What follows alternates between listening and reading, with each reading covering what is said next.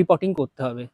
তো তার জন্য এখানে দেখুন এই যে এখানে যে আছে এর মধ্যে কিন্তু ফুল ফুটছে না। তার জন্য আমরা যেটা করব, এই গামলার মধ্যেও ছিল কিন্তু আমরা দেখছি যে ফুল একেবারেই আসছে না। তার জন্য মোটামুটি ফেব্রুয়ারি মার্চ মাস নাগাদ আপনাদের এটাকে রিপোর্টিং করতে হবে। তার জন্য আমি কি করলাম, উপরের জলটাকে ফেলে দিয়ে পুরোপুরি এটাকে আমি উল্টে দিয়েছি। উল্টে দেওয়ার ফলে দেখুন এর মধ্যে এত টিউবার তৈরি হয়ে গেছে। কিন্তু এত টিউবার একসাথে থাকলে আর ফুল ফুটবে না। তার জন্য আমরা কি করব, এইগুলোকে প্রত্যেকটা টিউবারকে আমরা আলাদা আলাদাভাবে কাটবো। কেটে একটা পার্টিকুলার অংশ নিয়ে আমরা এখানে আবার রিপোর্ট করব।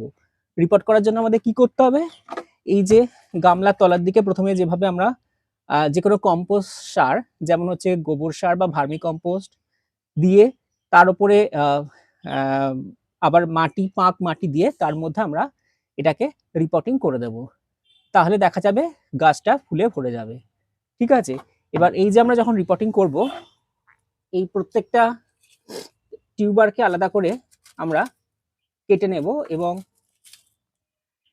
এই যে টিউবারগুলোকে তার আগে একটু স্যাফ মেশানো জলে একটু ভিজিয়ে রাখবো। ভিজিয়ে রাখার পরে এটাকে আবার রিপোর্ট করে দেবো।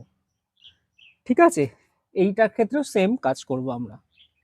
ঠিক আছে বন্ধু।